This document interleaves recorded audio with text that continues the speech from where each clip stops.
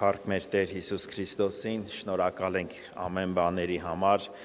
գոհանում ենք, որ իր տան մեջ ենք գտնվում եւ հնարավորություն կա պաշտելու, երկրպագելու, իր խոսքը լսելու, իր հետ հաղորդակցվելու։ Ես տենց մի փոքր, մի կարճ կխոսեմ մի թեմայի շուրջ, հետագայում Աստծո օգնությամբ էլի կշարունակվի մեր հոգևոր ընթացքների, մեր հոգևոր աճման հետ կապված Աստծո հետ ապրելու համար։ Մի բանի վրա ուզում եմ մի փոքր ուշադրություն դարձնենք այսօր։ Հոգևոր կյանքը, Աստված պաշտությունը դա երևացող բան է, պետք է երևա մարդու կյանքում, թե դա սրտի մեջ է կատարվում եւ խորը ծածուկ բան է, որը պարտադիր չի, որ երևա մարդու կյանքում։ Ինչի համար եմ ես սա ասում, որտեղ այս վերջի ժամանակներում շատ ենք հանդիպում եւ եկեղեցու մեջ եւ եկեղեցուց դուրս մարդկանց, ովքեր ասում են դու չգիտես ես ինչ մեծ հավատք ունեմ, դու չգիտես ես ինչքան եմ Աստծուն սիրում եւ դա շատ լավ է, դա ուրախալի է, բայց Աստված չի ուզում, որ մարդը խափնված լինի, որտեվ շատ անգամ մարդը խափնված է լինում եւ ինքը չի իմանում, որ խափնված է, մտածում ամեն բան լավ է, ամեն բան ճիշտ է, բայց Աստծո խոսքը բացահայտում է, մարդը խափնված է թե չէ։ Հիմա Աստծո խոսքից ինչ ենք տեսնում։ Տեր Հիսուսը ասեց, ծառը պտուղից են ճանաչում։ Այսինքն պետք է դա երևա։ Լավ ծառա, բարի ծառա, ուրեմն բարի պտուղ տա։ Եթե պտուղը լավը չի, բայց այդ ծառը ասում է, ես լավ ծառ եմ, բարի, լավ ծառ ես, դե լավ պտուղ տուր, համեղ պտուղ տուր, ուտենք, համ առնենք եւ ասենք բարի ծառ ես։ Հիշում ենք ապաշխարության համար ինչ էր գրված։ Հովհաննես Մկրտիչը այդ ապաշխարության ընթացքում Ղուկաս ավետարանի 10-րդ գլխում մենք կարդում ենք հետևյալը. 8-րդ համարից այսպես ասում. Ուրեմն ապաշխարության արժանավոր պտուղ բերեք եւ մի իսեք ձեր ներսիդին, թե մենք մեզի հայր Աբրահամը ունենք։ Ապաշխարության պտուղ բերեք։ Դրանից հետո մոտենում են իրան եւ հարցնում են, ժողովրդից հարցնում էին իրան. Ուրեմն ինչ ընենք, պատասխան տվավ անոնց ուսավ 11 համարից, ով որ երկու հանդերձ ունի, թող մեկը չունեցողին տա, ով որ կերակուր ունի, նույնպես ընե։ Մաքսավորներն ալ եկան մկրտվելու ուսին անոր, վարդապետ, մենք ինչ ընենք։ Անա լսավ անոնց, ձեզի հրամայված են ավելի բան մի պահանջեք։ Զինվորներն ալ կհարցնեին անոր ու կսեին, մենք ինչ ընենք։ Ըսավ անոնց, մեկը մի հարստարեք, մարդու վրա զրպարտություն մի ինեք ու ձեր թոշակով բավականացեք։ Այսինքն ապաշխարությունը դա նա չի, որ մարդը իր սրտի մեջ ասի, ես ապաշխարում եմ։ Դա պետք է երևա։ Դա պետք է երևա, եւ մենք կարդացինք, ուրեմն ապաշխարության արժանավոր պտուղ բերեք, պտուղը դա երևացող է, չէ, երևացող մասն է։ Հիմա մաքսավորները ինչ էին անում, մենք ինչ ընենք, ձեր հրամայված են ավելի բան մի պահանջեք, այսինքն դե հիմա մարդիկ սովորական հասարակ ինչ գիտեն իրանց մաքսը ինչքան ընդունենք, մեկը մաքսավորը ասում էր երկուսա, մեկը մուծում էր կայսրին, մեկը դնում էր իր գրպանը։ Հիմա ապաշխարել նշանակում է կյանքի փոփոխություն, այսինքն դա պետք է երևա, որ միջև այդ խափում էի, միջև այդ գողություն էի անում, հիմա չեմ անում։ Շատերը այսօր ասում են իմ սիրտը մաքուր է, դուք չգիտեք։ Շատ լավ, տեսնենք Աստծո խոսքը ինչ է ասում։ Եթե մարդու ներսը մաքուր է, դուրսը մաքուր կլինի, թե կարա դուրսը մաքուր չլինի, բայց մարդու ներսը մաքուր լինի։ Տենանք Տեր Հիսուսը ինչպես ասում։ Կարդում ենք Մատթեոս ավետարանի 23-րդ գլխում այս հատվածը, երբ որ հանդիմանում է փարիսեցիներին եւ ինչ է ասում Տեր Հիսուսը։ 25 համարից վայ ձեզի կեղծավոր դպիրներ ու փարիսեցիներ, որ գավաթի ու պնակի դրսի կողմը կմաքրեք, բայց ներսեն հափշտակությամբ ու անիրավությամբ լեցունեք։ Կույր փարիսեցի, առաջ գավաթի ու պնակի ներսի կողմը մաքրե, որպեսի անոնց դուրսի կողմնալ մաքուր ըլլա։ Տեր Հիսուսը այսպես ասեց. եթե ներսդ մաքուր է, դուրսն էլ պիտի մաքուր լինի։ Այդպես չենք հասկանում։ Ասում է սկզբից պնակի ներսը մաքրի, դուրսն էլ պիտի մաքուր լինի։ Հիմա պատկերացրեք, մեկ ինձ տեսնի, ես դուրսը կռիվ եմ անում, հայհոյում եմ, վիճում եմ մեկի հետ, հետո ասեմ, դրան մի նայ, իմ սիրտը մաքուր է, իմ սիրտը Աստծուն է պաշտում։ Այդպիսի դեպք եղել էր մեր տենց երևի 15 տարի առաջ մոտավոր կլիներ կամ 20 մեր եղբայրներից մեկը ուրիշ տեղ էր գնացել, ոչ մեր եկեղեցի, ինչ-որ հավաքույթի և տենց ասում էր, տենաս ոնց էր խոսում և այլն, այդ հովիվը, հետո մի անգամ այդ տան մեջ բան է մոռանում, ինչ-որ գրիչ, թե բլոկնոտը հետ է գնում, որ վերցնի, տեսնում է այդ հովիվը բալկոնում կանգնած և ծխում է, և որ տեսնում է այդ հովիվը, որ տեսավ իրան, ասում է, դու սրան մի նայ, էսի երևույթ է, դու սրան մի նայ։ Հիմա այդպես ասում Աստծո խոսքը, այդպես ասում, հնարավոր է ես ասեմ, իմ ներսը մաքուր է, բայց դրսին մի նայ։ Չէ, դա խափնված վիճակ է, Սուրբ Գիրքը ոնց է ասում, լեզուն խոսում է սրտի ավելցուկից, այսինքն ինչ-որ կա իմ սրտում, չէ։ Թող Տերը մեզ օգնի, Աստված չի ուզում, որ մենք խափնված լինենք, բայց սատանան ինքը ստախոս է, բանսարկու է, խաբեբայ է,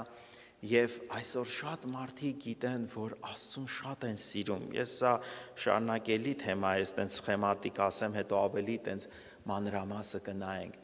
մարդիկ այսօր մտածում են, որ Աստծուն շատ են սիրում, բայց դա մարդկային սիրով մենք չպիտի սիրենք Աստծուն, զգացմունքային սիրով չպիտի սիրենք, ես էլի համար եմ ուզում կարդալ, որ մենք տեսնում ենք, որ նա Աստծուն սիրել, եթե ես Աստծուն սիրում եմ, ուրեմն իմ կյանքը պիտի փոխվի, ուրեմն ես պիտի ատեմ մեղքը, հնարավոր է մարդը և Աստծուն սիրի և մեղքը սիրի,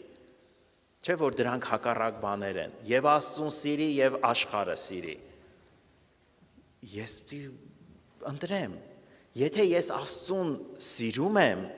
իմ ամբողջ սրտով, ուրեմն ես պիտի իմ ամբողջ սրտով ատեմ մեղքը, ատեմ աշխարհը,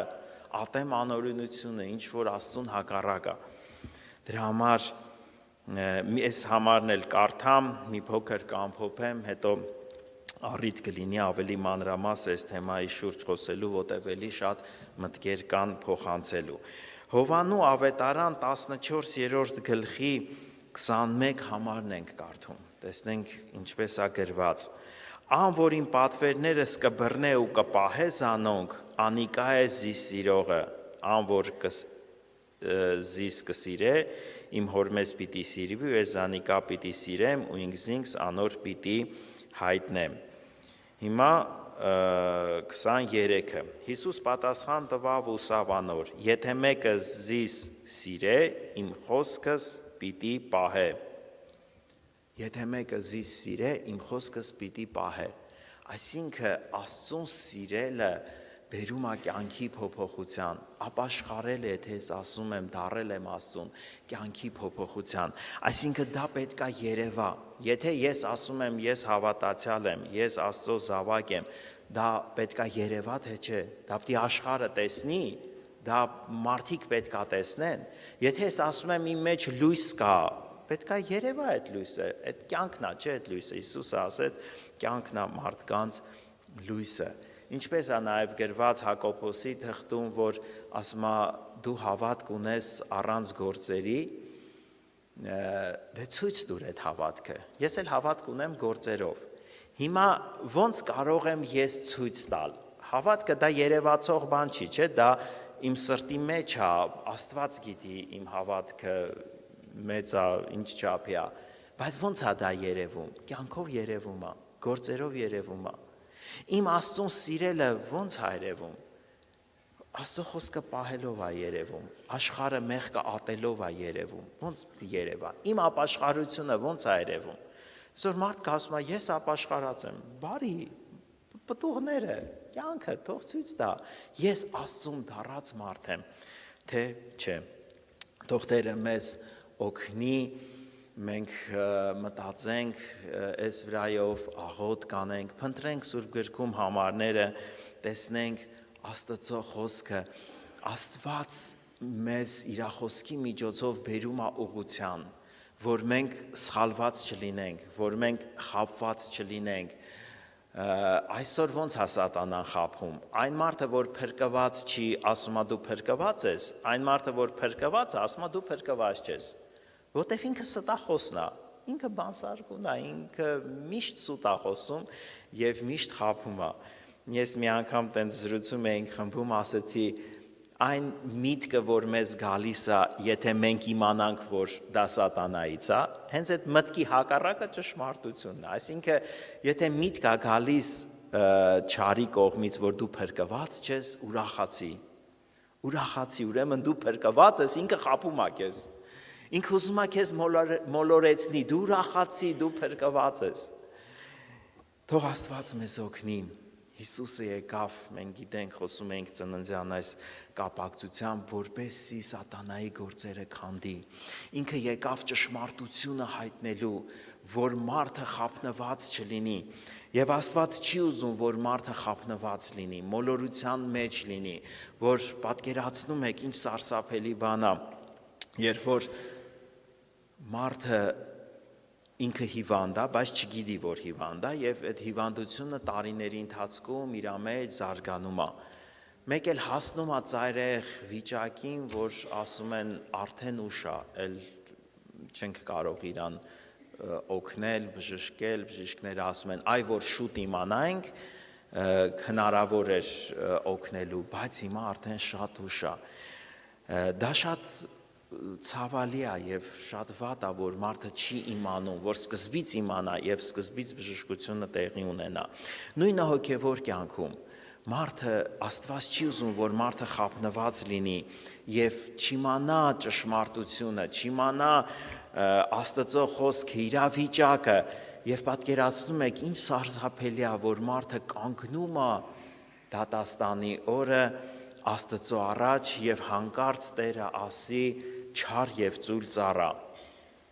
Ոչ թե մարդը գիտի, որ հիմա կանգնի եւ Աստված իրան ասի ապրես բարի ու հավատարիմ ծառա, կամ մարդը կանգնի Աստծո առաջ եւ գիտի, որ հիմա Աստված իրան պետքա գովի եւ հատուցի իր հավատքի համար եւ փրկություն ունենա, բայց պարզվի, որ խնդիրներ կան, չլուծված հարցեր կան։ Դա լուսավորում է Աստծո խոսքը։ Աստծո խոսքի լույսով մենք կարող ենք տեսնել եւ Սուրբ Հոգու ներգործությունով իհարկե մենք կարող ենք տեսնել ճշմարտության մեջ ենք, թե չէ։ Աստված չի ուզում, որ մենք խաբնված լինենք։ Դրա համար հոգեվոր կյանքը դա ռեալ կյանք է, աստվածապաշտությունը, դա պետք է մեր կյանքում իրական լինի, դա պետք է երևացող լինի, դա պետք է նաև վկայվի շրջապատի կողմից, թե եկեղեցում, թե մարդկանց կողմից, դա պետք է երևա, որտև եթե իմ մեջ կա աստվածային լույսը, լույսը չեն թաքցնում, լույսը բարձր տեղ են դնում, որ լուսավորի, հնարավոր չի լույսը թաքցնել, դա երևում է։ Իսկ եթե չկա, բայց ես խաբնված եմ, ես ասում եմ, Աստված այսօր ուզում է, որ ես ապաշխարեմ, ուզում է, որ ես խաբնված չլինեմ, մեզ ժամանակ է տալիս ամեն մեկիս գալու Աստծո լույսի ներքո, տեսնելու մեր վիճակը, համեմատվելու Աստծո խոսքի հետ։ Այսօր շատ մարդիկ իրար հետ են համեմատվում եւ կարող է համեմատվես ինչ-որ մեկի հետ, որը դեռ տենց Աստծո խոսքի համեմատ հարմար վիճակ չունի ու դու քեզ լավը տեսնես։ Բայց մենք պիտի Հիսուսի հետ համեմատվենք, չէ՞։ Հիսուսին պետքա նայենք, ինքն է մեր հավատքի առաջնորդը եւ կատարողը, իրան պիտի նմանվենք։ Եվ Աստծո խոսքը ասում է, ձեզ կանչող Սուրբին պես սուրբ եղեք, քանզի ես սուրբ եմ, մենք իրան պիտի նմանվենք։ Հիմա Հիսուսին որ նայենք, մենք մեզ միշտ պակաս կտեսնենք, բայց եթե կողքից ինչ որ մեկին նայեմ, կասեմ իրանից առաջ եմ, իրանից առավել եմ, դա էլ է խաբկանք։ Մենք պիտի ավետարանին նայենք, Հիսուսին նայենք, իրան նմանվենք, ինքն է մեզ կանչել։ Երկնային արքայություն, եթե ուզում ենք մտնենք, Աստված մեզ կանչել է եւ տանում է դեպի կատարելություն, աճեցնում է, որ մենք օրեցօր իրան նմանվելով իրապես լինենք։ Ուշադիր կարդանք Սուրբ Գիրքը, տեսնենք, համապատասխանում ենք Աստծո խոսքին, իմ կյանքում ինչպես է, Աստծո խոսքը ինչպես է ասում, եւ եթե անկեղծ լինենք, Աստված կխոսի ամեն մեկիս հետ։ Եթե անկեղծ փնտրում ենք Աստծո երեսը, մեզ կբացվի մեր պակասները, մեր շտկվելու տեղերը։ Իհարկե մենք Աստծուն ընտրել ենք, իհարկե մենք ծնվել ենք Աստծո եւ Աստծո որդիներ ենք, դրա մասին չի, կասկածանք չկա դրա մեջ։ Մենք Աստծուն ենք եւ իրան ենք պատկանում, բայց մենք կարիք ունենք աճելու դեպի կատարելության։ Երբ որ երեխան ծնվում է, ինքը մանուկ է, ինքը կատարյալ չի, բայց պիտի աճի դեպի կատարելության, դրա մասին ենք խոսում։ Հանկարծ մեկը չմտածի, որ եթե որևէ պատվիրանք դեռ իր կյանքում չի կատարվել, նշանակում է ինքը ընդհանրապես Աստծուն չի սիրում։ Տես չենք կարող ասել, դա էլ մյուս ծայրահեղությունն է։ Մենք ուղղակի ճիշտ ուղղության վրա լինենք, ճիշտ ճանապարհի վրա լինենք եւ գնանք առաջ։ Մենք դրա մասին շատ ենք խոսել, որ եթե երեխան փոքր է, ինքը մանուկ է, ինքը անկատար է, ինքը շատ թերություններ ունի, բայց դա նորմալ է տարիքի համեմատ կաճի եւ այդ հարցերը իր կյանքում կլուծվեն։ Հիմա Աստված մեզ կանչել է, մենք Աստծո զավակներն ենք, եկեղեցու մեջ ենք եւ պետք է առաջ գնանք։ Եթե կան հարցեր, որոնք այսօր չեն լուծվել, կլուծվեն։ Միայն թե ես Աստծուն անկեղծ լինեմ, փնտրեմ իր երեսը, նվիրվեմ իրան, սիրեմ իրան իմ չափով։ Իհարկե, կատարյալ սերը ու միանգամից չի լինում, դա պիտի մարդը աճի, չէ, հասնի այդ վիճակին։ Թող Տերը մեզ օգնի, Աստծո օգնությամբ, եթե էլի հնարավորություն լինի, այս թեման էլի կշարունակվի, էլի ավելի մանրամասը։ Եկեք նորից կանգնենք Տիրոջ առաջ, փնտրենք Տիրոջ երեսը, խնդրենք մեր անձերի համար։